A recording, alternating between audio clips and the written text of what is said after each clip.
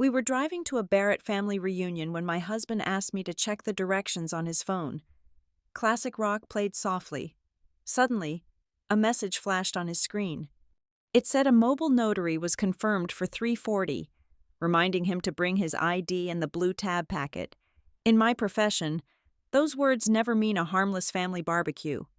I felt a cold chill and immediately told Nate to turn the car around. I am Ava Hernandez. I am 36 years old, and for the past 10 years, I have made my living looking for the lie.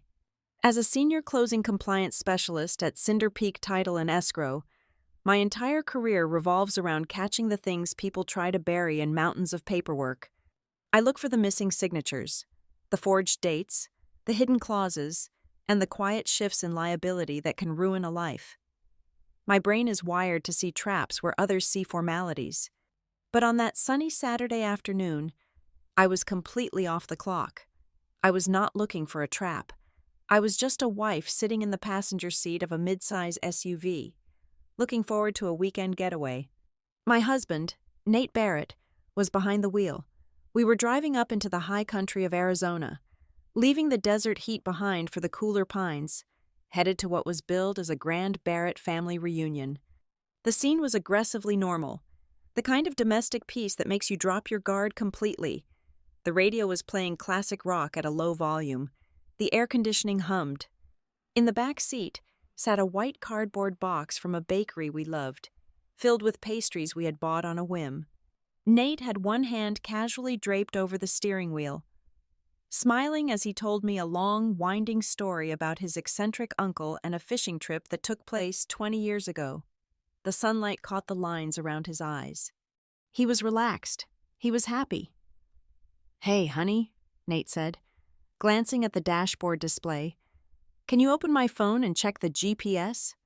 I think we might need to take the next exit, but I'm not sure if it routes us through the state route or the back way." "Sure," I said, my voice lazy and warm. I picked up his phone from the center console. It was unlocked. I opened the map application, confirmed that we were supposed to stay on the highway for another 15 miles, and was just about to set the phone down when a notification dropped down from the top of the screen. It was a text message from his older brother. "Dean, I did not mean to snoop." The words simply registered in my brain before I could look away. And the moment I read them, the warm Arizona afternoon vanished, replaced by an ice-cold drop in my stomach. The message read, "Mobile notary confirmed 3:40. Bring Nate identification and the blue tab packet." Keeler says signatures before the toast. I stopped breathing. The classic rock on the radio faded into a dull buzz. The bakery box in the back seat ceased to exist. In my profession, words have weight. They have very specific, very dangerous meanings. A mobile notary is someone you hire when you need legal documents executed urgently and on location. A blue tab packet is an industry shorthand for the crucial signature pages in a heavy stack of real estate or financial documents, the ones flagged with blue sticky notes so the signer knows exactly where to put their name without reading the dense legalese above it. An identification. You do not need a driver license to eat barbecue with your cousins. You need it to legally bind yourself to a contract. Mobile notary. Identification. Blue tab packet. Signatures. Those words never, ever appear in the context of a harmless family barbecue. Those words mean a transaction is closing. They mean a deal has been structured, drafted, and is sitting on a table waiting for blood. "Ava," Nate asked, sensing the sudden shift in my posture, "did we miss the exit?" I looked at him, my sweet, trusting husband who believed his family was gathering to share memories and eat potato salad. They were not. This was not a reunion. It was an ambush. "Pull over," I said. My voice was completely flat. "What?" Nate chuckled, looking at me with a confused smile. "Pull over here. We are on the shoulder of a canyon road. Are you feeling sick? We can stop at the next gas station in about 10 miles. "Nate," I said, turning my body to face him fully. "Pull the car over, right now." He looked at my face and the smile evaporated. Nate knows me. He knows the difference between my tired voice, my annoyed voice, and my professional voice. Right then, I was using the voice of a senior closing compliance specialist who has just caught a multi-million-dollar fraud in the final hour. He engaged the turn signal and guided the heavy SUV onto the gravel shoulder. The tires crunched loudly before we came to a full stop. The dust plumed around us. He put the car in park and turned to me, his eyes wide with genuine concern. "Ava, what is wrong? Are you having a panic attack?" I did not explain. I simply held up his phone so the screen was right in front of his face. I pointed to the message from Dean. "Read it," I commanded. Nate squinted at the screen. I watched his eyes track across the words. Mobile notary confirmed 3:40. Bring Nate identification and the blue tab packet. Keeler says signatures before the toast. He frowned, the gears in his head turning slowly because he was burdened by the innocence of a good man. Mobile notary. Blue tab packet. What is Dean talking about? Is he closing on a house or something during the reunion? "No," I said, the coldness in my chest spreading to my limbs. "He is not closing on a house. He is closing on you. Look at the text. Nate, bring your identification. They need your signature."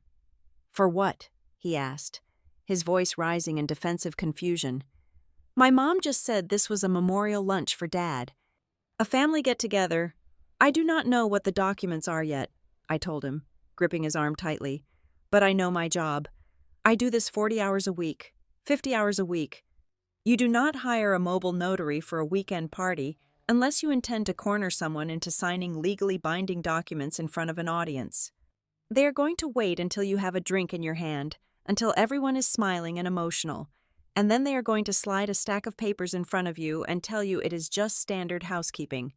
They will say it is no big deal. They will pressure you to sign because the notary is waiting and costing them money by the hour." Nate stared at me. I could see the battle in his eyes. He wanted to defend his mother. He wanted to defend his brother. The instinct to protect his bloodline was strong.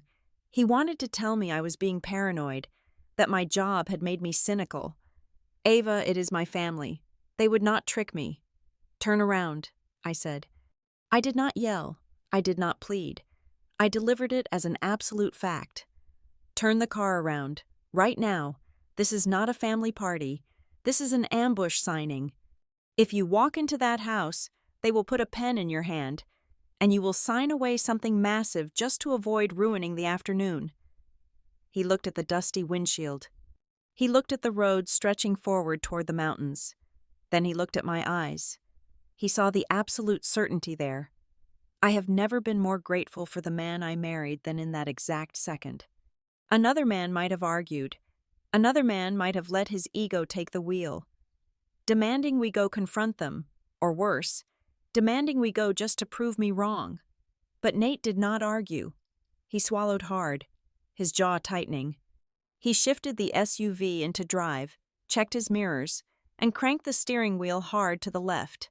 He executed a sharp turn right in the middle of the empty 2-lane highway. The tires squealed faintly against the hot asphalt. We headed back down the mountain, back toward the valley, leaving the so-called reunion behind us. The silence in the car was heavy. It was the silence of a man whose reality had just fractured. He kept his eyes fixed on the road, his knuckles white on the steering wheel.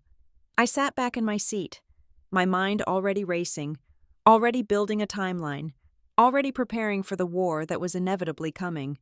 I had just pulled my husband off a ledge he did not even know he was standing on. I looked out the window at the passing red rock formations.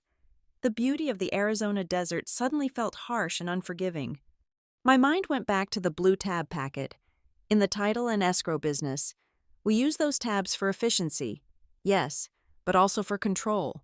You guide the signer eyes exactly where you want them, bypassing the dense paragraphs of indemnities, waivers, and quitclaim language. You make it easy for them to surrender their rights. The thought that Dean Barrett, a man who smiled at me over Thanksgiving turkey, had meticulously prepared a blue tab packet for his own brother made me sick to my stomach. This was premeditated. It took coordination. It meant calling a notary, drafting the documents, setting up the venue, and orchestrating a fake celebration just to lower Nate's defenses. We drove for about 6 miles before my own phone vibrated in my purse. I pulled it out. The screen lit up with a message from Tessa. Nate's half-sister. Tessa was always the quiet one, the one who hovered on the edges of the Barrett family drama. We had a decent relationship, though we rarely spoke outside of holidays. I opened the message. The text was short, but it hit harder than a physical blow. It read, "Do not let Dean put those papers in front of him." I let out a slow, shaky breath. The last sliver of doubt, the tiny voice in my head wondering if I had overreacted, evaporated instantly. It was confirmed. The trap was real. I turned my phone screen toward Nate, keeping my hand steady. He glanced away from the road for just a second to read Tessa's warning. I watched his chest rise and fall as he took a deep breath. His face hardened. He did not say a word. He just pressed his foot harder on the accelerator, putting more distance between us and the family that had just tried to ruin him. The classic rock kept playing, but our lives had fundamentally changed. I walked into our house exactly 1 hour and 45 minutes after Nate made that sudden turn on the canyon highway. The ride back to the valley had been suffocating. Nate had not spoken a single word since reading the warning text from his sister. He just stared straight ahead, gripping the steering wheel so tightly his knuckles were completely white. When he finally parked the vehicle in our garage, he turned off the engine and just sat there in the dim light. I did not try to comfort him. Comfort was not what we needed right now. We needed facts. I stepped out of the vehicle, walked inside, and bypassed the kitchen entirely. I went straight down the hall to my home office. I did not feel panic. Panic is for people who do not know what is happening. I felt a cold, sharp clarity settling over my mind. This was my territory now. For a decade, I had hunted discrepancies, fraudulent transfers, and hidden liabilities for my corporate clients. Now, the target was my own family. I sat down at my desk, woke up my laptop, and shifted instantly into my professional mode. Logic would have to fight this battle because emotion would only get us killed. First, I needed to secure the initial evidence. I opened the messaging application on my computer, synced to Nate's phone, and took high-resolution screenshots of the text from Dean and the warning from Tessa. I created a new encrypted folder on my desktop and saved the images there. I labeled it with the current date. I was already building a timeline. In my line of work, if it is not documented, it never happened. Next, I opened a blank document and typed out the address Dean had sent for the family reunion. It was located in an affluent, gated community in North Scottsdale. That immediately struck me as wrong. The Barrett family was not wealthy, and they certainly did not live in mega mansions overlooking golf courses. I opened a new browser window and logged into the county assessor database. I typed in the street address and hit search. I bypassed the aesthetic details of the property and went straight to the deed history. The current owner of record was a man named Mason Keeler. The name did not belong to any uncle, cousin, or distant relative Nate had ever mentioned. I opened another tab and ran a professional background search on the name. It took less than 3 seconds for his corporate profile to populate on my screen.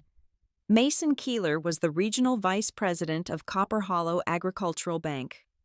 I leaned back in my chair and stared at the monitor. The pieces were clicking together with terrifying precision.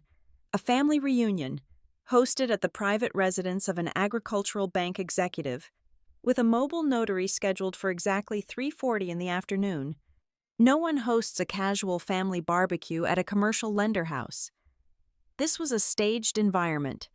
It was designed to look like a social gathering while actually functioning as a secure off-site closing room. They wanted Nate relaxed, surrounded by familiar faces and food, completely unaware that he was walking into a financial transaction orchestrated by a bank vice president. The mobile notary was the executioner waiting in the wings, but what were they executing? I needed to find the entity. People do not move significant assets or take out major commercial loans in their own names. They use shells. They use holding companies. I navigated to the Arizona Corporation Commission portal. I ran a broad entity search using the surname Barrett. Dozens of results appeared. I filtered them by the date of incorporation. narrowing the window to the period immediately following the death of Nate's father. Frank Barrett. Frank had passed away just over a year ago, leaving behind a messy estate and a family scrambling to figure out what he actually owned. One result floated to the top of the list: Barrett Heritage Holdings, LLC. It had been formed exactly 11 months ago. The timing was perfectly aligned with the end of the probate period for Frank Estate. I felt a familiar tightness in my chest, the physical reaction I get whenever I find the buried lie in a stack of closing documents. I paid the state fee, downloaded the Articles of Organization, and opened the PDF file. I scrolled down to the management structure and the member roster. There were 3 names listed. Dean Barrett was listed as the managing member, granting him unilateral control over the daily operations and business decisions of the company. Lorraine Barrett, Nate's mother, was listed as a member. And right below her name, listed as a non-managing member, was Nate. My blood ran completely cold. The skin on my arms erupted in goosebumps. Nate had never mentioned this company. He swore to me just last week that his mother and brother were handling the dregs of the estate and that he wanted nothing to do with it. Yet here he was, legally bound to a limited liability company he did not even know existed. To put someone on an operating agreement without their knowledge requires either gross negligence or outright forgery. I did not stop there. I had the entity name, so I went back to the county recorder office database to see what this company actually owned. I ran a grantee search for Barrett Heritage Holdings, LLC. 3 separate deed transfers appeared, all recorded within the last 6 months. I opened each deed one by one. The first was an old, abandoned orange packing warehouse on the outskirts of the county. The building was essentially a liability, full of dry rot and structural issues. The second asset was a collection of grandfathered agricultural water rights. In the desert, water is valuable, but only if you have something to irrigate. The third asset was the dirt itself. It was a parcel of vacant land, exactly 68 acres, located in a desolate area known as Juniper Wash. To the untrained eye, this looked like a collection of worthless rural garbage inherited from a father who made bad investments. But I am not an untrained eye. I am a senior closing compliance specialist. You do not go through the trouble of forming a holding company, paying legal fees, transferring deeds, and coordinating a fake family reunion with a bank vice president for worthless dirt. You do it because the dirt is no longer worthless. This was not some petty scheme to borrow a few $1,000s against an old warehouse. This was a massive title clearing operation.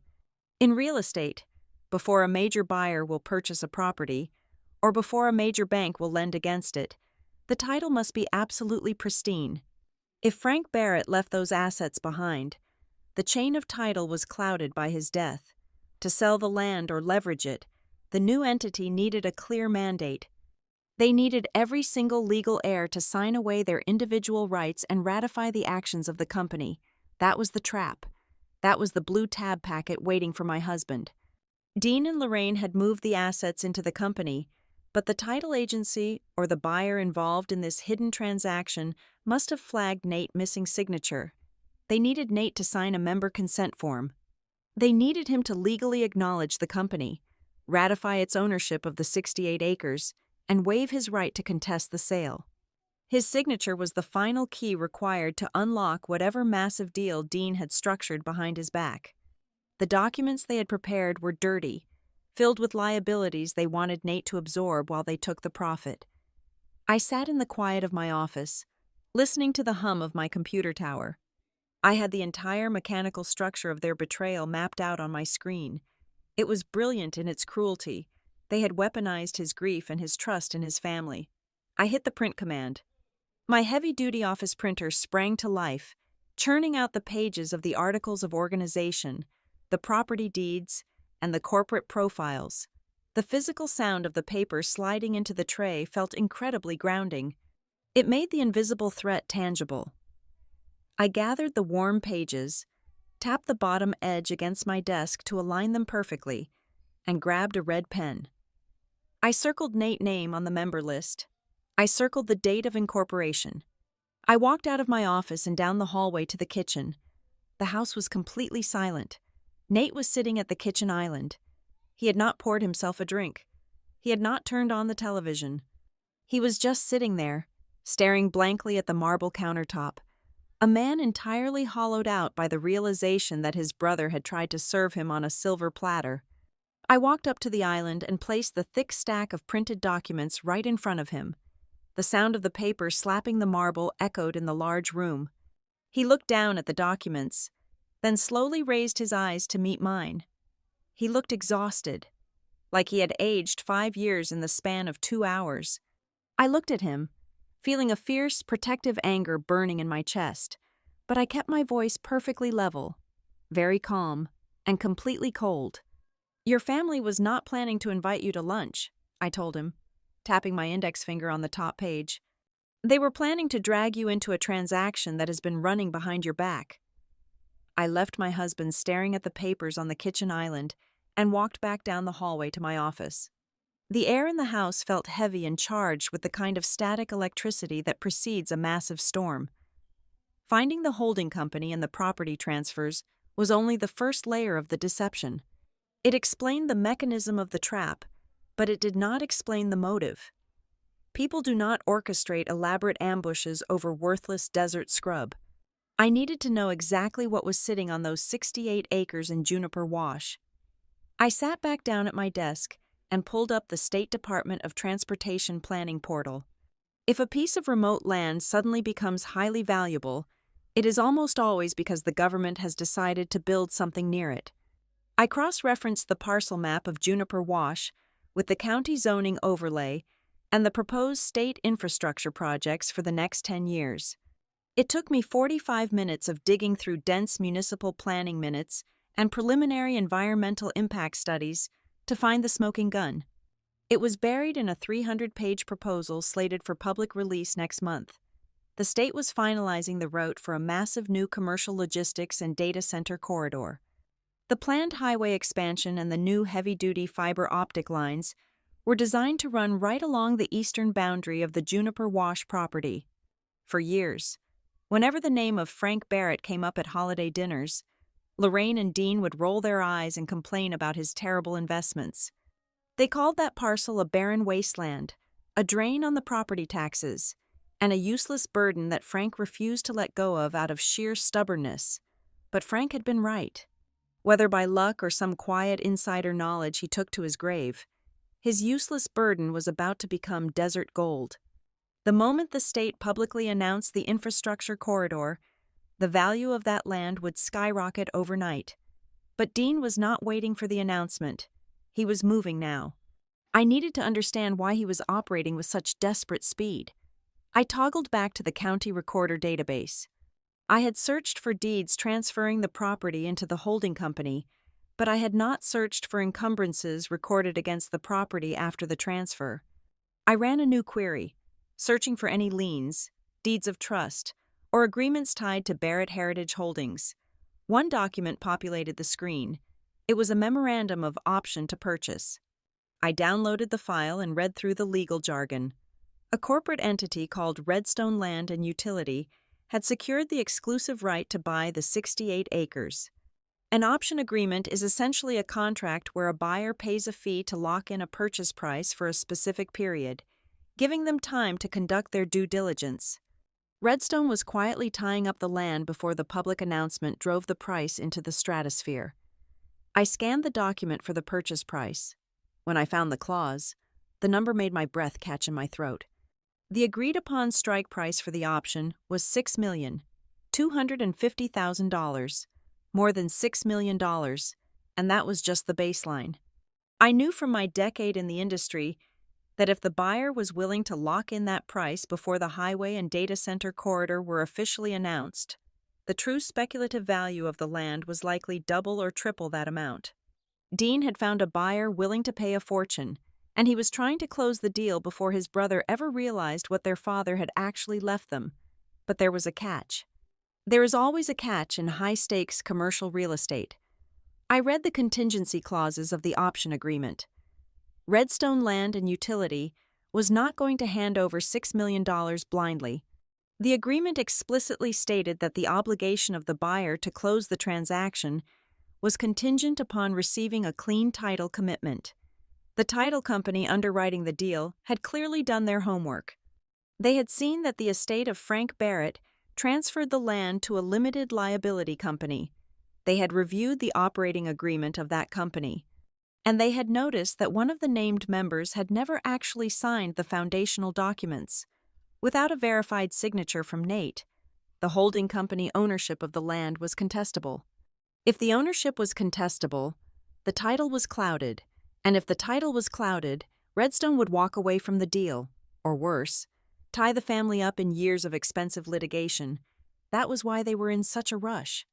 That was why they needed the mobile notary at a fake family reunion. They needed my husband to sign a member ratification, legally cementing his inclusion in the company and validating all the prior transfers Dean had executed behind his back. The entire $6 million house of cards rested on one man putting his pen to paper that afternoon. I kept reading. I scour every page of a contract because the true danger is never on the first page. It is always buried in the exhibits and the addendums at the very back. On page 42 of the PDF file, I found Exhibit C. It was an environmental indemnity agreement. My eyes scanned the dense paragraphs, parsing the legal terminology. The old orange packing warehouse on the property was not just a rotting eyesore. According to a referenced historical use report, the warehouse had previously operated with several large underground diesel storage tanks to fuel the agricultural equipment. The buyer, Redstone, was fully aware of this, and they were not taking the risk. The addendum stated clearly that the sellers, defined as the individual members of Barrett Heritage Holdings, agreed to personally indemnify and hold the buyer harmless from any and all costs associated with soil remediation, groundwater contamination, and hazardous waste removal stemming from those underground tanks. I felt a physical wave of nausea wash over me. Environmental remediation is the black hole of real estate. If those tanks had leaked diesel fuel into the soil over the last 30 years, the cost to clean it up to commercial standards could easily exceed hundreds of thousands of dollars. It could run into the millions. It could bankrupt a person entirely. I leaned close to the monitor, reading the specific liability phrasing. The indemnity did not just bind the managing member, it explicitly bound any member ratifying post-formation acts. If my husband had walked into that house in Scottsdale, had a beer with his cousins, listened to a tearful toast about his late father, and signed that blue tab packet to help his mother with some estate housekeeping, he would have triggered a catastrophic chain of events. He would have ratified a corporate structure designed to cut him out of a $6 million windfall, while simultaneously volunteering to be personally liable for a toxic waste cleanup he knew nothing about. I pushed my chair back from the desk. The sheer malice of it was staggering.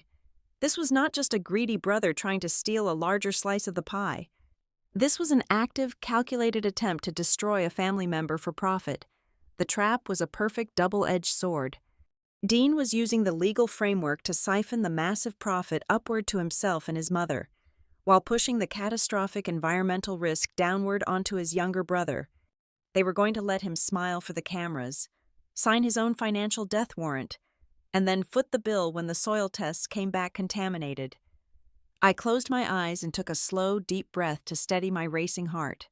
I had all the pieces now. I understood the asset. I understood the buyer. I understood the timeline. And I understood the incredible violence of the trap. They had weaponized the very concept of family loyalty. I opened my eyes and looked at the glowing screen of my monitor. I knew exactly what I had to do next. I had to go back to the kitchen and explain to the man I loved that the people who raised him were entirely willing to sacrifice his future for a payout. I walked back into the kitchen, carrying the heavy weight of what I had just discovered. The printed documents still lay scattered on the marble island exactly where I had left them. Nate had not moved a single inch. He was staring at the papers, his eyes searching the bold headings and the stamped county seals for some kind of rational explanation. There was none to find. I sat down on the bar stool directly across from him. The air between us was thick, suffocating under the pressure of the unspoken truth. I needed to understand the mechanics of the past before I could formulate a plan to protect our future. I knew what the documents said, but I needed to know how his name got on them in the first place. I looked at him and demanded we go back in time. I brought up the date of the holding company formation, exactly 11 months ago. I told him we had to reconstruct that specific window of time. I pushed him to remember the weeks following the burial of his father. I asked him, point blank, if there was any moment, any meeting, any casual encounter during that period where someone put a pen in his hand and asked him for a favor. Nate rubbed his face with both hands, his shoulders slumping under an invisible weight. He looked like a man trying desperately to recall a nightmare he had forced himself to forget. The silence stretched for a long minute. Then, he let out a ragged breath and confessed something he had completely written off as insignificant until this very second. It happened 3 days after the funeral. He told me he was entirely exhausted, shattered by the grief of losing his father, and functioning on maybe 3 or 4 hours of sleep a night. His mother, Lorraine, had called him crying. She asked him to come over to the family house to help her sort through the immediate aftermath of the estate. When he arrived, he found her sitting at the formal dining room table, surrounded by manila folders and loose paper. She had a specific stack of documents sitting right in front of her. She called them standard estate housekeeping forms. She poured him a cup of black coffee, wept quietly about how overwhelming the legal process was without Frank there, and told him the family lawyer just needed everything updated immediately so the state would not freeze the bank accounts. Nate admitted to me, his voice breaking slightly, that he did not read a single paragraph of what she put in front of him. He was drowning in his own sorrow and felt completely desperate to escape the oppressive atmosphere of that house. He just wanted to come back home to me, to the quiet safety of our living room, where I had been nursing him through the shock. He trusted his mother absolutely. In his mind, you do not interrogate the woman who is weeping over the sudden death of her husband. He told me he remembered signing his name multiple times across various pages. I kept my voice deadpan and asked him to describe exactly what those pages looked like. He swallowed hard before answering. He recalled that there were a few pages filled with dense, small text, but at the very bottom of the stack, underneath the bulky paragraphs, there were 2 or 3 pages that were almost entirely blank. They had nothing on them except a signature line at the bottom, and on the edge of those blank pages, someone had carefully attached blue sticky tabs, pointing right to where he needed to sign. He signed them all just to get the ordeal over with, hugged his weeping mother, and walked out the door. I did not scream at him. I did not throw the documents across the room or slam my fists down on the marble counter. I did not react with the explosive anger of a betrayed wife. Instead, I went completely, terrifyingly still. A profound, icy silence settled over me. In my profession, a blank page with a signature line is the equivalent of a loaded weapon with the safety off. You never, ever give someone a blank signature page. That was the missing piece of the puzzle. That was exactly how Barrett Heritage Holdings became a legal reality with his name attached to it. Dean and Lorraine had taken those blank pages, held onto them, attached them to the back of the corporate operating agreement they drafted weeks later, and filed them with the state. My silence was far worse for Nate than any screaming match could ever be. It was the sound of my respect for his judgment hitting the floor and shattering into pieces. I sat there processing the sheer manipulation of it. But Nate was not finished talking. The dam of his guilt had completely broken, and he could not stop the flood. He looked at me, his eyes filled with a new kind of panic, and told me there was something else I needed to know. About 2 years ago, long before his father ever got sick, Lorraine had asked him for a digital copy of his signature. She claimed she was compiling a comprehensive master file of family records. She said she wanted to gather all the emergency contacts, medical directives, and life insurance policies into one secure digital vault, just in case a tragedy ever struck the family. She told him she needed his signature on file to authorize certain family insurance updates and health proxies. Nate, ever the obedient and unquestioning son, had taken a piece of white paper, signed his name clearly in black ink, scanned it at high resolution, and emailed it directly to her. He thought it was a completely normal, responsible request from a mother wanting to keep her family organized. He never once considered that handing over a digital replica of his legal identity was a dangerous act. Hearing that, I felt a fundamental crack run right down the center of our marriage. It was a physical sensation, an ache right behind my ribs. The fracture did not happen because we had fallen out of love. I loved him fiercely, and I knew he loved me. But love is absolutely not enough to sustain a partnership when the gates of the fortress are left wide open and unguarded. I realized in that exact moment that the man I trusted with my life, the man I shared my home and my finances with, had a fatal psychological blind spot. His sheer gullibility, his absolute refusal to see the manipulative tendencies of his own mother, had unlocked the front door of our lives and allowed a financial predator to walk right into our living room.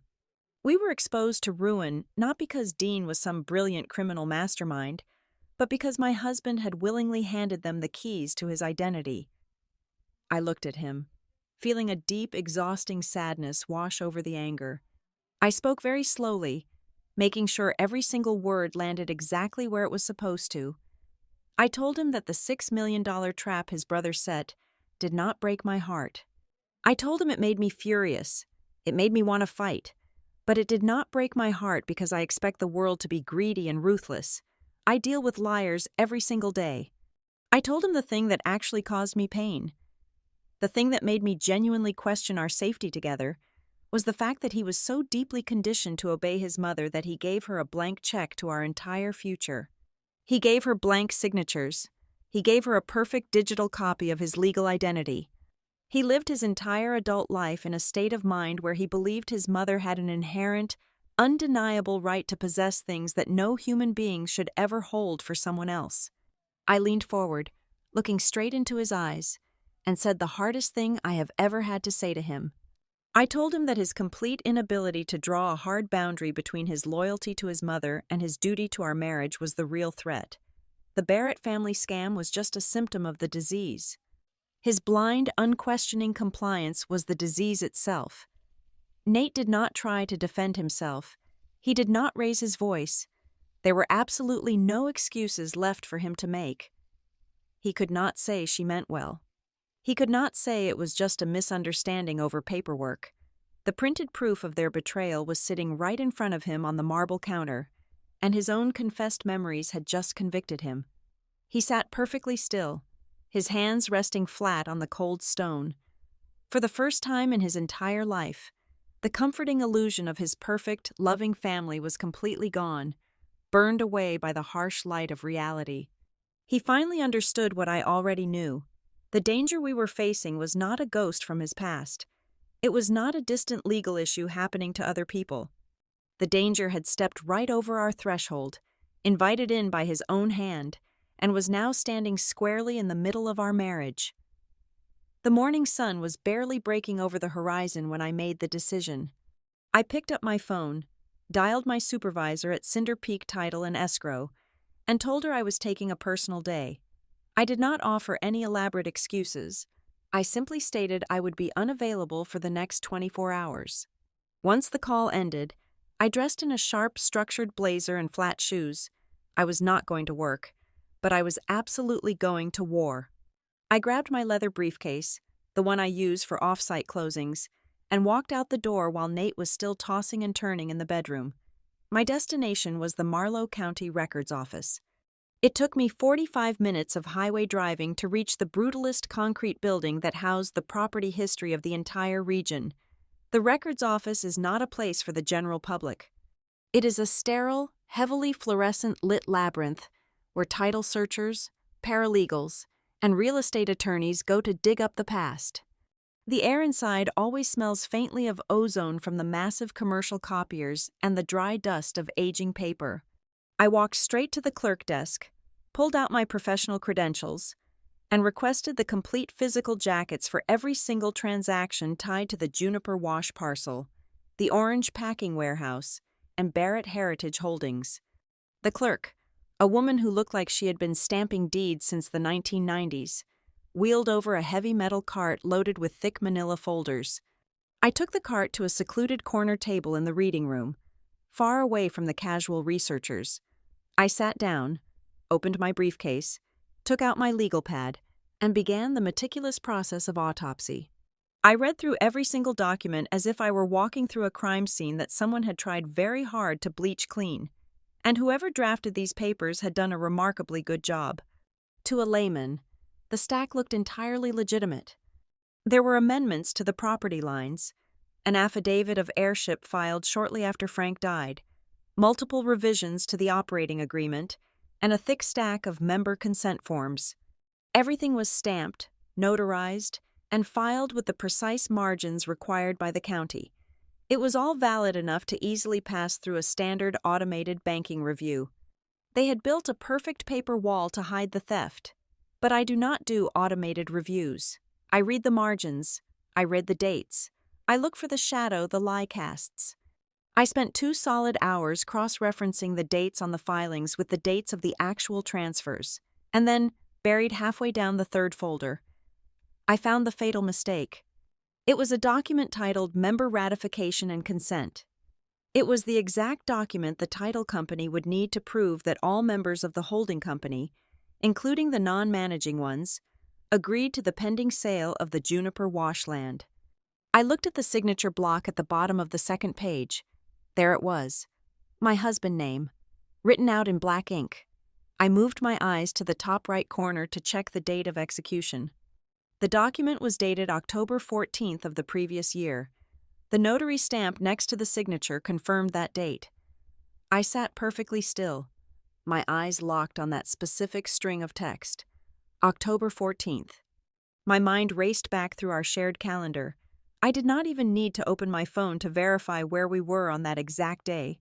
I knew it with absolute certainty. On the morning of October 14th of last year, Nate and I were sitting in a crowded ballroom in Portland, Oregon. He had accompanied me to a national title insurance conference. We had spent the entire afternoon exploring the city and the evening eating dinner overlooking the river. I still had the hotel receipts, the digital plane tickets, and dozens of photographs of him standing in the rain, completely relaxed and 3 states away from Arizona. It was physically impossible for him to have signed that document in front of a Marlow County notary on that day. I leaned in closer, bringing my face just inches from the page, and stared at the signature itself. Whoever forged it had done an exceptional job. They had clearly used the old digital scan Nate had foolishly emailed to his mother 2 years prior. The loops were correct. The sizing was proportionate. It looked exactly like the signature Nate used to have. But the forger did not know about the accident. 2 years ago, Nate had suffered a severe rotator cuff tear while doing some heavy landscaping in our backyard. The surgery required extensive physical therapy. When he finally regained the use of his right arm, the mechanics of his wrist had fundamentally changed. It was subtle, but his handwriting shifted. Before the surgery, he crossed the double letter T at the end of Barrett with a sharp, upward slant. After the surgery, the stiffness in his shoulder forced him to drag the pen downward, finishing the name with a heavy, descending line. I looked at the forged signature on the county document. The final stroke slashed sharply upward. It was a perfect replica of a ghost. It was the signature of a man who no longer existed, copied by someone who only knew the paperwork version of my husband, not the physical reality of him. The adrenaline hit my bloodstream like ice water. I had them. I had the absolute, undeniable proof of criminal fraud. But I knew Dean. If he was meticulous enough to stage a family reunion to get a signature, he would not leave a loose end like this without a backup plan. I started tearing through the rest of the folder, ignoring the standard boilerplate pages, looking for the safety net they had built for themselves. I found it tucked behind a preliminary title report. It was a limited personal guarantee. This document had not been publicly recorded yet. It was sitting in the file as a draft, fully filled out, and just waiting for a live signature. I read the terms. It was a vicious piece of legal drafting. It explicitly stated that the signatory personally guaranteed any and all financial shortfalls if the buyer contested the validity of the holding company structure. It was designed to completely shield Dean and Lorraine, pushing all the civil liability onto the one person who signed it last. Suddenly, the entire strategy of the fake family reunion made perfect, terrifying sense. They knew the forged ratification from October was a massive risk. If the buyer title company dug too deeply, or if they requested a live voice verification, the forgery would collapse the $6 million deal. So, they hatched a new plan. They would get Nate to sign a fresh, legally binding set of documents in person. They would slide that blue tab packet in front of him, getting him to sign the limited personal guarantee and a new ratification.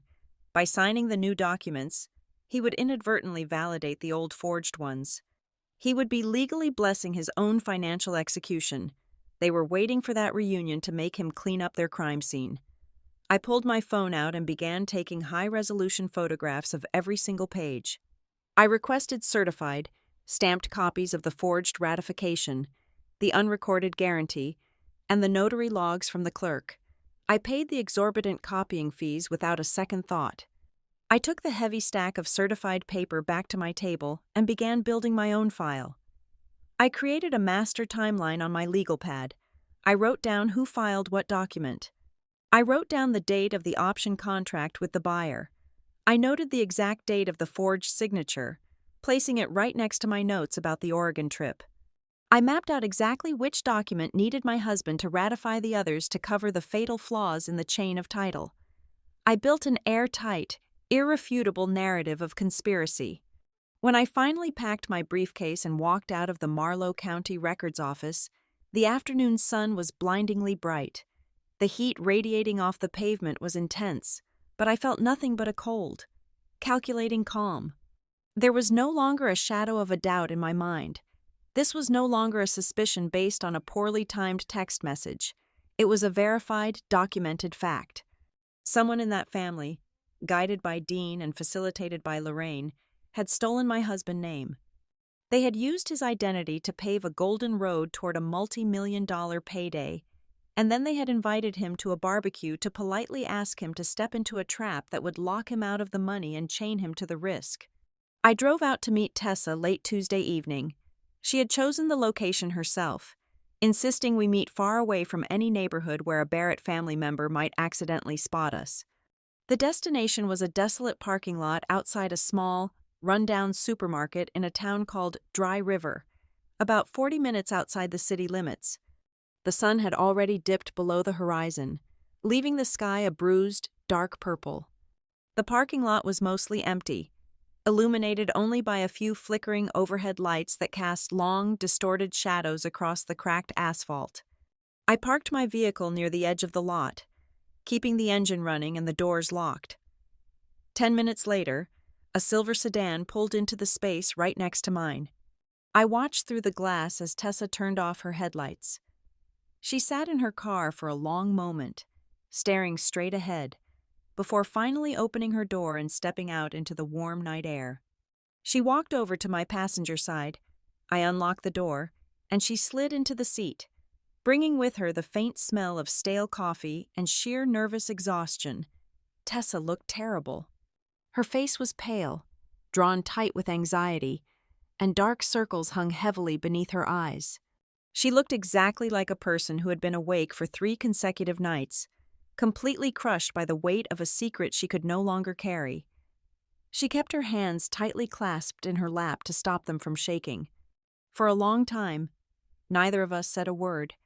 The only sound was the quiet hum of the air conditioning.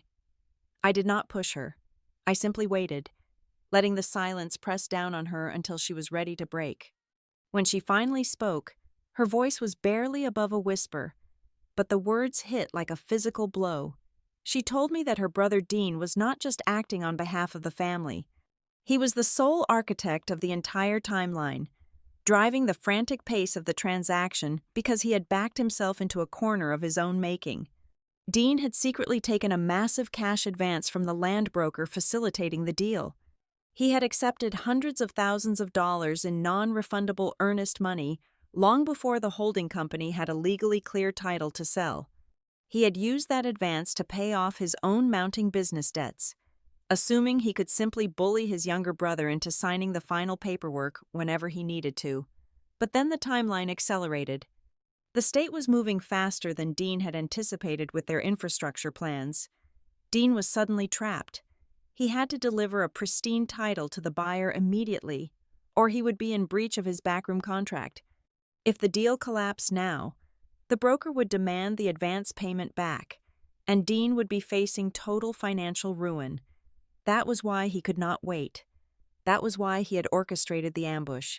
I listened to her, my hands gripping the steering wheel. I asked her to explain exactly how they had planned to execute it at the house in Scottsdale. I needed to know the anatomy of the betrayal. Tessa took a shaky breath and confessed that the entire gathering was a meticulously rehearsed stage play. It was never a reunion. It was an emotional slaughterhouse designed specifically for Nate. She detailed the script they had agreed upon. When Nate walked through the door, he was supposed to be greeted with overwhelming warmth. They had planned to serve his favorite food and play the music his father used to love. Dean was instructed to act unusually kind and nostalgic. Then, right after the main course, Lorraine was supposed to stand up and deliver a tearful toast to Frank memory. She was going to cry. She was going to talk about how hard it had been since he died, and how much she relied on her boys to keep the family strong. Tessa looked down at her shaking hands and told me that the mobile notary was instructed to wait out of sight in the home office. The moment Lorraine started crying, the notary was supposed to walk into the dining room. It was psychological warfare. They were going to hit Nate with the paperwork at the exact second his emotional defenses were completely destroyed by his grieving mother. Tessa explained the physical structure of the documents. Dean had personally arranged the blue tab packet. He placed several harmless tax update forms on the very top of the stack. Those were the pages he would encourage Nate to read. But the binding legal documents, the ratification clauses, and the devastating liability waivers were buried at the very bottom. The blue sticky tabs were placed perfectly, so Nate could just flip the corners and sign his name blindly, trusting that the dense paragraphs above his signature were exactly what his mother claimed they were. They even had a unified script prepared. If Nate hesitated, if he asked to read the bottom pages, every single family member at the table was instructed to repeat the exact same lie. They were all going to say it was just standard administrative updating so the land would not get suspended in probate court. They were going to look him in the eye and tell him he just needed to sign to help his mother find some peace. Hearing her describe the absolute calculated cruelty of it made my blood run cold. It was one thing to forge a signature in private. It was something entirely different to gather an entire family around a dining room table and assign them roles in a conspiracy to destroy one of their own. But Dean was a thorough man, and he knew there was one variable he could not control with tears and fake nostalgia. He could not control me. Tessa turned to look at me, her eyes filled with deep shame. She admitted that Dean had anticipated my resistance. He knew that as a compliance specialist, I would immediately recognize a trap if I saw the papers. So, he had spent the last 3 weeks quietly planting seeds of doubt in the family, preparing a coordinated smear campaign against my character. If I tried to stop Nate from signing, Dean was going to launch a full verbal assault. He was going to publicly brand me as a controlling outsider who wanted to tear the Barrett brothers apart. He had instructed Lorraine to tell Nate that I was clinically paranoid because of my profession, that I saw fraud everywhere, and that I was trying to project my corporate cynicism onto their sacred family bond. They were fully prepared to isolate me, to make Nate choose between the wife who was supposedly ruining a beautiful family moment and the weeping mother who just needed his help.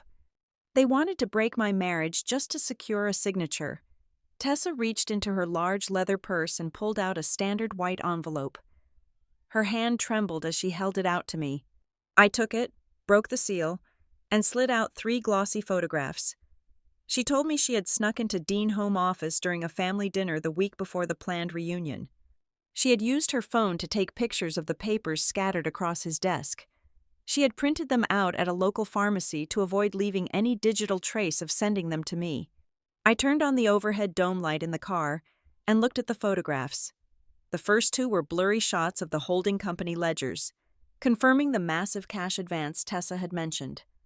But the third photograph was the smoking gun. It was a clear, overhead shot of a yellow legal pad. The handwriting was unmistakably Dean Sharp. Aggressive script. It was a bulleted checklist for the reunion. I read the final line on the page. It said exactly this: "Get Nate to sign before corridor notice hits." I stared at that specific line for a long time. The dome light cast a harsh glare over the glossy paper. That single sentence stripped away the last remaining illusion of family obligation. Dean was not rushing because the buyer was impatient. He was not rushing because of the cash advance alone. He was rushing because he knew the state government was about to issue a public notice regarding the new commercial infrastructure corridor. Once that public notice hit the evening news, the secret would be out. Every single person in the county would know that the barren land in Juniper Wash was suddenly worth a massive fortune. If Nate saw that news broadcast, he would immediately demand an appraisal. He would hire his own lawyer. He would never, under any circumstances, sign a blind ratification that surrendered his ownership rights and chained him to a toxic environmental liability. Dean had to close the trap before the state turned on the lights. I carefully slid the photographs back into the white envelope and placed it securely in my briefcase on the back seat. I turned off the dome light, plunging the car back into darkness. I looked over at Tessa. She was crying quietly now, the tears spilling over her eyelashes and cutting tracks down her pale cheeks. She had betrayed her mother and her oldest brother, but in doing so, she had given me the exact ammunition I needed to tear their entire operation apart. I told her she did the right thing. I told her to go home, to stay completely quiet, and to act like everything was normal. I promised her that when the explosion finally happened, I would make sure she was standing far away from the blast radius. She nodded weakly, opened the passenger door, and stepped out into the empty parking lot. I watched her walk back to her silver sedan, get in, and drive away into the dark. I sat alone in my car for a few minutes, listening to the engine idle. I now possessed the complete blueprint of their malice. They had built a perfect machine to destroy my husband, but they had made one fatal miscalculation. They assumed I was just a spectator. They were about to learn exactly what happens when you try to run a fraudulent closing on a woman who dismantles them for a living. The doorbell rang just past 7:00 on Wednesday evening. I was standing in the kitchen, pouring a glass of water, feeling the exhaustion of the past 48 hours settling deep into my bones. Nate walked down the hallway and opened the front door. I heard the low murmur of voices, and then a sudden, chilling shift in the atmosphere of our home. It was Lorraine. She stepped into our entryway, holding a glass baking dish covered tightly in aluminum foil. The sweet, heavy scent of warm peach cobbler immediately filled the space, clashing violently with the cold, hard reality of the documents sitting on my desk just a few rooms away. She did not storm into the house. She did not raise her voice or demand an explanation for why we had skipped the gathering in Scottsdale. Instead, she walked into my kitchen looking small, frail, and profoundly wounded. Her hands trembled slightly as she set the baking dish on the marble counter. She wore a soft knit cardigan, and her eyes were already rimmed with red. It was a masterclass in psychological warfare. She was deploying the ultimate defense mechanism of the guilty. She was playing the victim. Nate pulled out a bar stool for her, his face pale and tense. Lorraine sat down, wrapped her shaking hands around the edge of the counter, and began to spin a narrative so completely detached from the truth that it left me momentarily speechless. Her voice shook as she painted a picture of a family on the brink of absolute ruin. According to Lorraine, Frank had not left behind a hidden fortune. He had left behind a disastrous, tangled mess of unrecorded debts, boundary disputes, and looming lawsuits. She claimed that the holding company was just a desperate attempt to shield the family assets from aggressive creditors. She painted Dean not as a mastermind seeking a massive payout, but as a martyr. She said Dean was losing sleep, working himself to the bone, taking on massive personal stress just to keep the estate afloat so they would not all lose everything. Then, she turned her tear-filled eyes toward me. The warmth vanished from her gaze, replaced by a subtle, cutting resentment. She told Nate, right in front of me, that I was blowing a simple paperwork misunderstanding wildly out of proportion. She used a soft, patronizing tone to suggest that because I dealt with corporate fraud all day, I was projecting my cynical worldview onto their simple family housekeeping. She said I had never truly made an effort to understand the Barrett family dynamics, and that my constant need for control was tearing her boys apart. I stood perfectly still, watching the performance. I knew the exact dollar amount of the option contract. I had seen the forged signature, but Nate had only seen the papers through my eyes. And now, he was seeing his mother crying in his kitchen, right on cue. Her tears began to fall. They spilled over her cheeks as she talked about standing over Frank at the funeral, feeling completely alone. And then, she went straight for the most vulnerable part of my history. She looked at me and brought up the winter 3 years ago when I had suffered a severe physical burnout and a deeply painful personal loss. She reminded us both, her voice thick with emotion, how she had driven over to our house every single afternoon to bring me soup, to sit by my bed, to make sure I was not alone while Nate was at work. She weaponized my past grief, declaring that family loyalty was a sacred bond, that they take care of each other no matter what, and that she could not believe I would accuse them of something so evil. I watched the resolve completely drain out of my husband. The man who had been ready to fight alongside me just hours ago was now crumbling under the weight of his own guilt. Nate was paralyzed by the fear that he was criminalizing his grieving mother over legal jargon he did not fully understand. He reached out and put his hand over hers. He started apologizing. He started making excuses for Dean, suggesting that maybe his brother was just being sloppy and aggressive, rather than actively malicious. He could not bear the psychological agony of calling his mother a fraud to her face.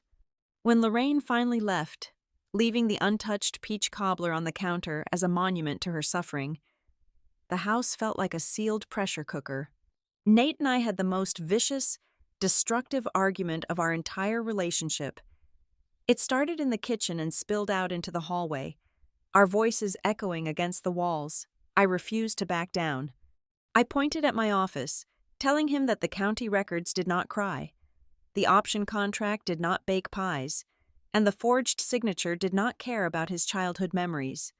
I told him this was not a complicated family dynamic, but a highly structured, predatory legal trap, Nate shouted back, his face flushed with anger and desperation. He accused me of treating his family like a hostile corporate takeover. He said I was turning a misunderstanding into a nuclear war with no exit strategy.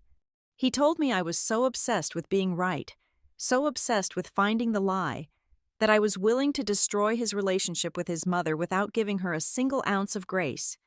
The words hit me harder than a physical strike. The profound isolation of that moment was suffocating. I realized I was standing inside the house I helped build, looking at the man I loved, and I was completely alone. He was actively fighting me to stay on a sinking ship. A quiet, devastating clarity settled over me. I stopped yelling. I lowered my voice to a whisper and told him I could not do this anymore. I turned around, walked into our bedroom, pulled my canvas duffel bag from the top shelf of the closet, and began tossing clothes into it. I was going to a hotel. I was not leaving him because I wanted a divorce. I was leaving because I could not save his life while he was actively standing in front of the people trying to ruin him. I could not watch him choose his abusers over the woman trying to protect him.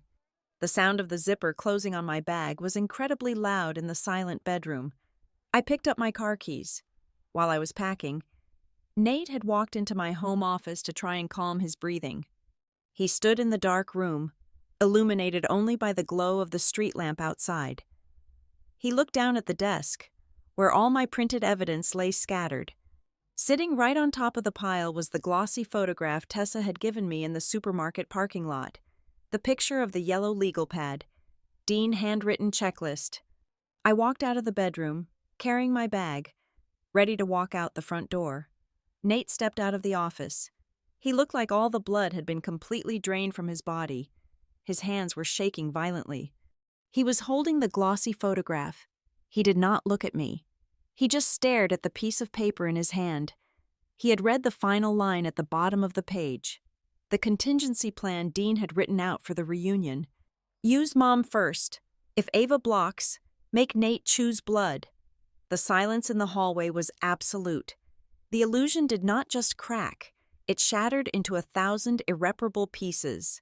Nate stood there, holding the proof that his mother tears, her trembling voice, the peach cobbler, the memories of my illness. All of it was a calculated, pre-planned tactical deployment. It was a script written by his brother and eagerly performed by his mother just to get his signature on a liability waiver. He finally understood that he was not just being scammed by paperwork. He was being manipulated by his own foundational love for his family. The trap was built entirely out of his own trust. He dropped the photograph on the hardwood floor, looked up at me with tears in his eyes, and finally saw the truth. I dropped my canvas duffel bag on the hardwood floor of our hallway. I did not go to a hotel. Leaving was the reaction of a woman who felt defeated, and after seeing that handwritten checklist, I felt nothing but a terrifying, focused energy. Nate was finally awake. The comforting illusion of his loving family had burned to the ground right in front of him, leaving only the charred remains of the truth. We had work to do. By 9 o'clock the following morning, we were sitting in the heavily soundproofed conference room of Noah Bell. Noah was a discreet, ruthlessly sharp real estate attorney who operated out of a modest brick building downtown. He did not advertise on billboards. He did not run television commercials. People hired Noah when they needed to surgically dismantle a fraudulent commercial deal without leaving any fingerprints behind. I slid my compiled folders across his polished mahogany table. Noah did not ask for a summary. He put on his reading glasses and spent 2 silent hours reading every single page. The only sound in the room was the crisp turning of heavy paper. When he finally looked up, he took off his glasses and looked directly at Nate. He did not just confirm my previous suspicions, he made them infinitely worse. I had found the environmental indemnity clause earlier, but Noah possessed the resources to dig much deeper than a standard county search. He pulled up the historical municipal records and found the actual preliminary environmental site assessment that Frank Barrett had commissioned nearly 2 decades ago. It was a dusty, forgotten document that Dean had desperately tried to bury. Noah slid the thick report across the table. It explicitly detailed the condition of the underground diesel tanks beneath the old packing warehouse. The tanks were not just old and non-compliant. They had been actively leaking diesel fuel into the surrounding soil and the shallow groundwater table for years.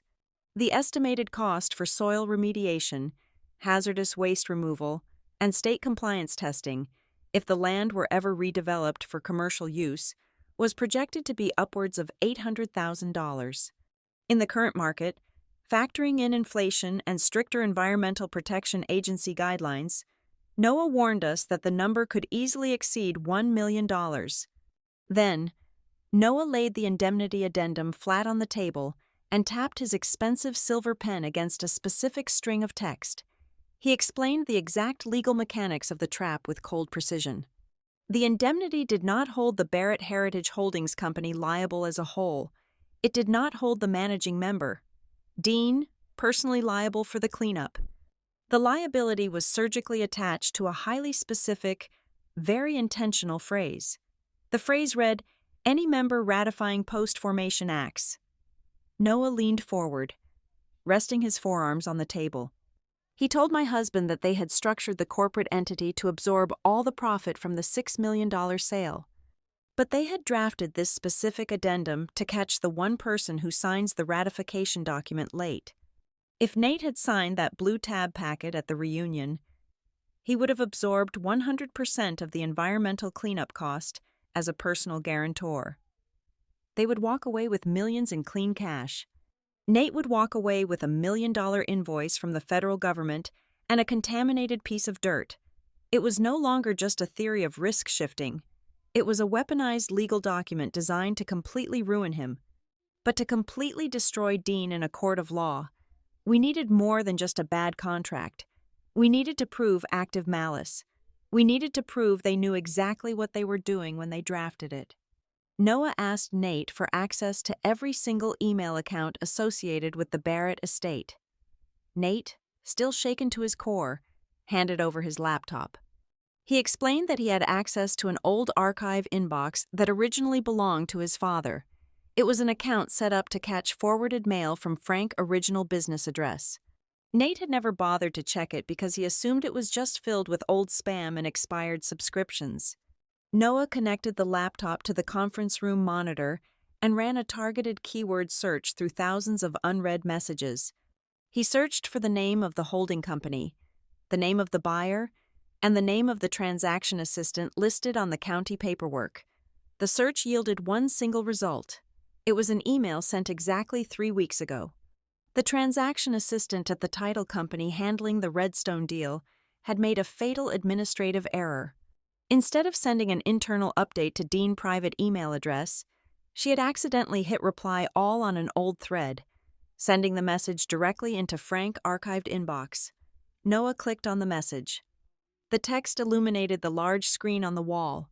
The email was a brief status update regarding the stalled option contract, but it was the second paragraph that blew the entire conspiracy wide open. It was the absolute, undeniable proof of premeditation. The assistant wrote, "Once Nate signs, exposure shifts and option can close without member contest." I read the words again and again. Exposure shifts. They were not confused about the estate paperwork. They were not just trying to clean up a messy title.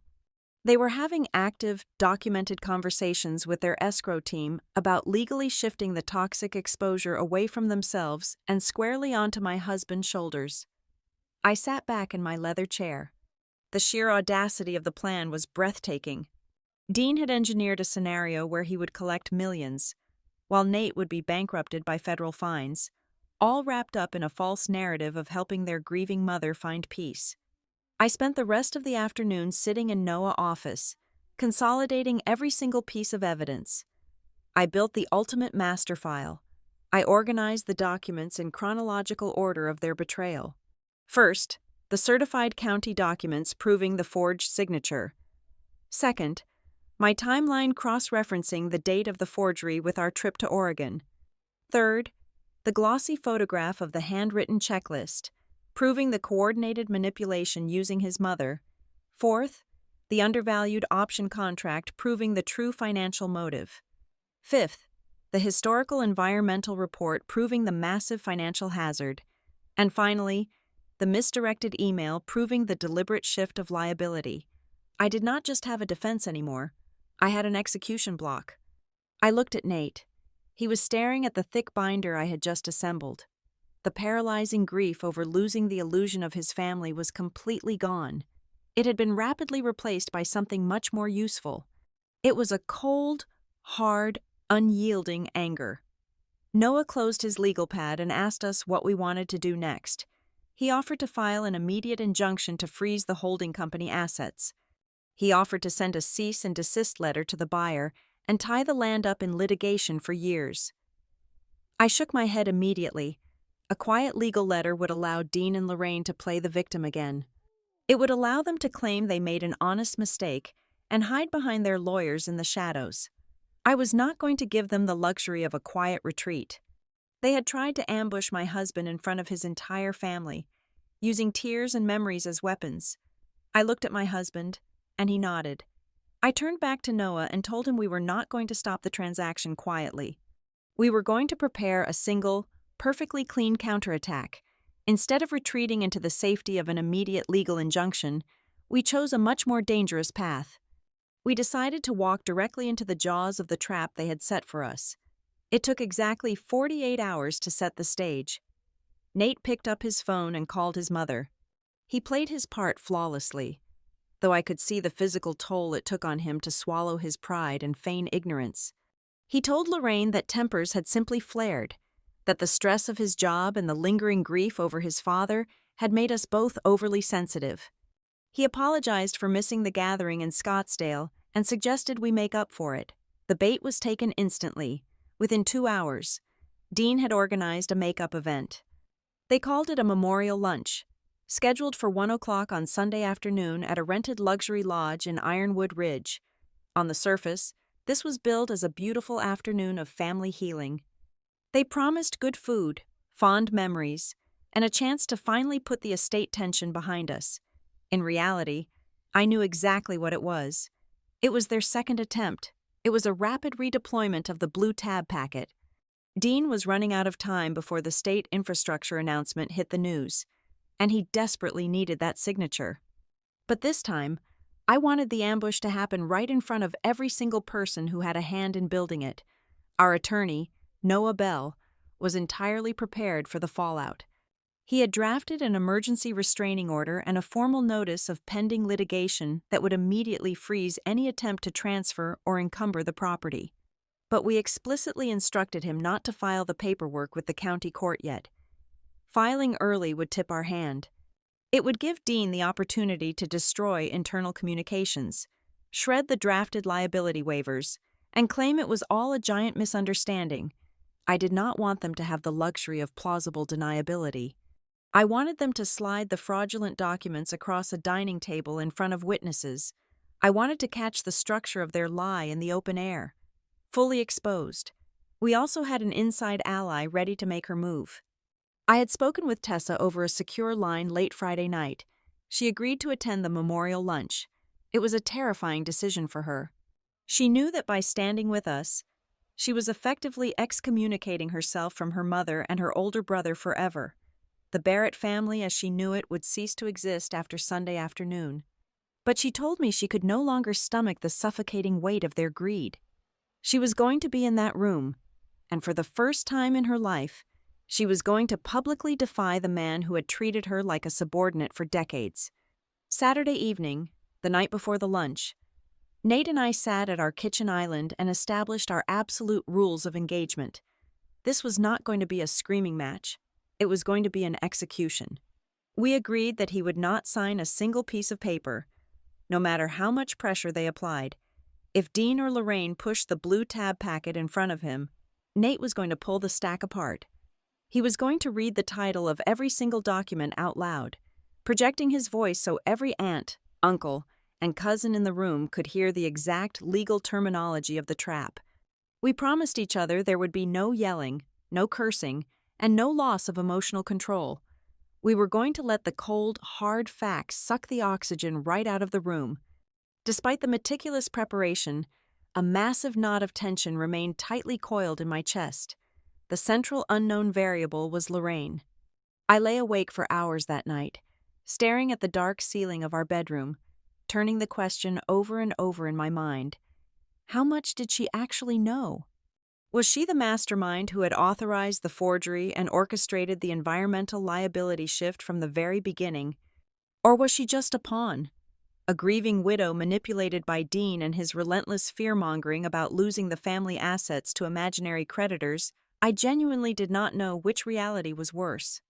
A mother who actively tries to destroy her son for cash, or a mother who is so utterly blind to the cruelty of her favored child that she willingly hands him the knife. But the most terrifying aspect of the night was not about the real estate, the money, or the fraudulent paperwork. It was about the man sleeping next to me. This was no longer just a battle over a commercial land deal. This was the defining crossroads of our entire marriage. For his whole life, Nate had been the accommodating son. He had been conditioned to yield, to apologize, to absorb the toxic behavior of his family in the name of keeping the peace. Tomorrow, he was going to have to stand up in a crowded room and look his mother in the eye while he dismantled her lies. He was going to have to choose between the family he came from and the family he had built with me. If he wavered, if the tears and the guilt trips broke his resolve at the final second, there would be nothing left for me to save. I would have to pack my bags for good. Sunday morning arrived with a blinding, harsh desert sun. We dressed in silence. I wore a tailored charcoal suit, the kind of armor I wear when I walk into a hostile corporate room. Nate wore a dark button-down shirt, his jaw set, his eyes completely devoid of the soft, trusting warmth they usually held. We drove out toward Ironwood Ridge, leaving the city behind as the landscape shifted into rugged hills and deep canyons.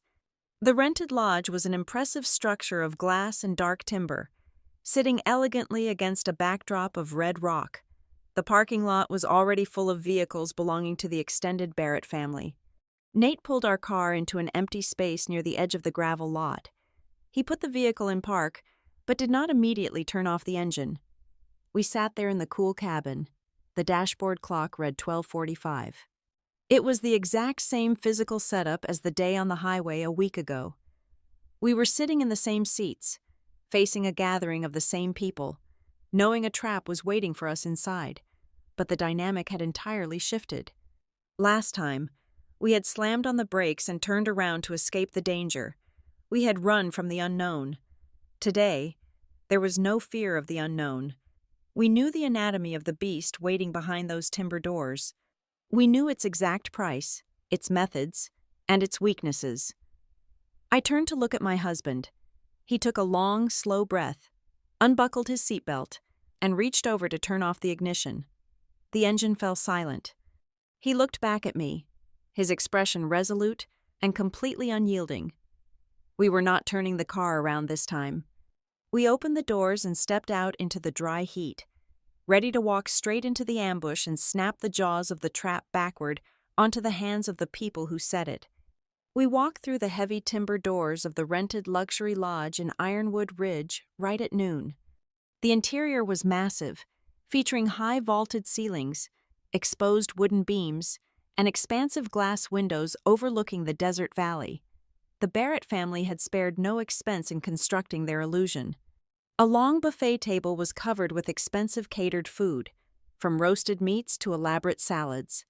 In the very center of the main dining space, surrounded by tasteful floral arrangements, sat a large framed photograph of Frank Barrett. The room was packed with aunts, uncles, and cousins, all speaking in hushed, respectful tones. It looked exactly like a dignified, loving memorial service. We took our assigned seats near the head of the main table. The air was thick with the smell of rich food and false sympathy. I kept my posture perfectly straight, my hands folded in my lap, waiting for the performance to begin. Right at 1:15 in the afternoon. The clinking of silverware stopped as Dean stood up from his chair. He tapped his crystal water glass with a spoon to command the attention of the room. He delivered his opening monologue exactly as Tessa had warned me he would. He spoke softly about the legacy of their father. He talked about the enduring strength of the Barrett bloodline and how crucial it was for the family to remain completely united during times of grief. Then, he turned his gaze down to my husband. With a perfectly rehearsed sad smile, Dean reached under the table and produced the thick stack of legal documents. The blue sticky tabs protruded clearly from the bottom edges. He slid the packet directly across the polished mahogany table toward Nate. He patted Nate on the shoulder and delivered his final, calculated line. He asked Nate to just sign the papers for their mother, claiming it was nothing more than a simple administrative update to keep the estate property from getting tangled up in expensive probate procedures. Nate did not pick up the expensive pen resting next to the packet. He did not look at his mother. He reached out and pulled the heavy stack of paper toward his chest. Instead of flipping to the blue tabs, Nate peeled back the harmless tax forms sitting on top. He squared his shoulders, took a deep breath, and began reading the bold, capitalized headings of the buried documents aloud. He projected his voice so it echoed off the high timber ceilings, ensuring every single relative in the room heard the exact legal terminology. He read them one by one. Member ratification, limited personal guarantee, environmental indemnity, consent to option closing. The dining room fell into an absolute, suffocating silence. The older relatives exchanged highly confused glances. The younger cousins stopped eating. Lorraine immediately panicked. She leaned forward in her chair, her eyes wide, attempting to regain control of the narrative. She waved her trembling hand in the air and told the room that those words were just standard lawyer language, that the bank required complicated phrasing, and that Nate was making a big deal out of standard filing forms. I did not let her finish her sentence. I stood up from my chair. I reached into my leather briefcase, pulled out the massive, heavily documented master file I had built, and dropped it right onto the center of the table. The heavy thud made the crystal glasses rattle. I looked directly at Lorraine and asked the entire room a very simple question. I asked if anyone would like me to read the internal corporate email detailing exactly how the title company and Dean planned to shift all the toxic environmental exposure onto my husband the moment he signed those pages. Before Dean could raise his voice to shut me down, a chair scraped loudly against the floor at the far end of the table. Tessa stood up. She walked forward, her hands shaking slightly but her posture completely rigid. She reached the center of the table and tossed two glossy photographs onto the wood right next to my binder. One was the clear image of Dean's handwritten checklist. The other was the photograph of the cardboard box sitting in his home office, clearly labeled with the words, "Nate Exit Packet." Tessa turned to face her mother and her oldest brother. Her voice broke, but she spoke loud enough for the whole room to hear. She told them that this gathering was a lie, and that this transaction was never about preserving the land for the family. Dean's face turned dark red with fury. He opened his mouth to shout at his sister, but the climax of the afternoon arrived before he could form a single word. The heavy timber doors at the entrance of the dining room swung open. Noah Bell stepped into the lodge. He was not alone. Flanking him were two individuals dressed in sharp, immaculate corporate attire. The room watched in stunned silence as Noah walked confidently toward the head of the table and introduced the two men. One was the senior legal counsel representing Redstone Land and Utility. The other was the regional head of fraud prevention for Copper Hollow Agricultural Bank. We had not kept the evidence to ourselves. Exactly 30 minutes before we walked into the lodge, Noah had securely transmitted our complete master file to the legal departments of the buyer and the lending institution. We brought the authorities directly to the family lunch. Standing right in front of the entire Barrett extended family, the corporate executives delivered three devastating announcements that completely shattered the conspiracy. First, the Redstone attorney announced that the $6 million option contract was immediately suspended, pending a full federal investigation into corporate member fraud and undisclosed environmental hazards. Second, the bank executive declared that every single county document bearing the signature of my husband from the previous year was officially flagged for invalidation due to irrefutable proof of forgery. Third, the final blow came when the Redstone attorney looked directly at Dean with absolute contempt.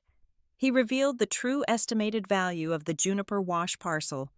He stated plainly that with the upcoming state infrastructure and data center corridor being finalized, the dirt was actually worth multiple times the artificially low strike price Dean had so desperately tried to lock in. I turned my attention away from Dean and watched Lorraine. She physically collapsed back into her chair, all the color completely drained from her face. She was not crying because I had exposed their secret. She was crying because the devastating mathematical reality finally clicked in her head. She suddenly realized the horrifying depth of what her oldest son had done. Dean was not just trying to steal from his younger brother. By rushing the sale at a massive discount and structuring the holding company to absorb the initial payout, Dean was planning to take his massive cut, leave his mother with a fraction of the actual land value, and let the entire family structure collapse under the crushing weight of the environmental cleanup costs. He had eagerly used his grieving mother tears to facilitate his own wealthy escape. Lorraine finally understood that she was never a partner in his scheme. She was just another victim he was willing to sacrifice. Dean stood completely frozen. His jaw was tightly clenched, his eyes darting frantically around the room as he watched his reputation, his financial future, and his entire career dissolve into dust in front of his family. Then, Nate stood up. He did not yell. He did not throw anything. He looked at his brother and his mother with a cold, absolute detachment that was far more punishing than anger. He announced to the silent, staring room that from this exact moment forward, any communication regarding the estate, the property, or any family assets must go exclusively through his legal counsel. He officially and publicly revoked any implied or historical access to his legal identity, and he promised, with unwavering conviction, that if anyone in that room were attempted to use his name or his signature on a piece of paper ever again, he would ensure they faced criminal prosecution to the absolute fullest extent of the law. We did not stay to eat the catered lunch. Nate took my hand, and we turned around and walked out the heavy timber doors together, leaving the Barrett family sitting in the complete ruins of their own greed. The drive back down the mountain highway was enveloped in a profound, heavy silence. The adrenaline of the confrontation was rapidly fading from my bloodstream, replaced by a deep, aching exhaustion in my bones. But as I leaned my head against the passenger window and looked at the profile of my husband against the passing desert landscape, I felt an overwhelming sense of peace. We had not won an easy victory. We had walked through fire. But as the miles rolled by, I knew we had achieved something monumental. Dean was completely isolated, the fraudulent deal was frozen indefinitely, and the forged documents had become the exact evidence that would destroy his professional life. Lorraine had lost her manipulative control, forced to face the ugly truth of her favorite son instead of hiding behind the sacred shield of family loyalty. And we had survived. We had saved our marriage, we had secured our financial future, and we had pulled Nate back from the edge of a catastrophic betrayal served right across his own family dining table. Thank you so much for listening to my story today. Please let me know where you are listening from in the comments so we can connect and share our thoughts. I invite you to subscribe to the Maya Revenge Stories channel, like this video, and support me further by hitting the hype button so the story in this video can be heard by many more people.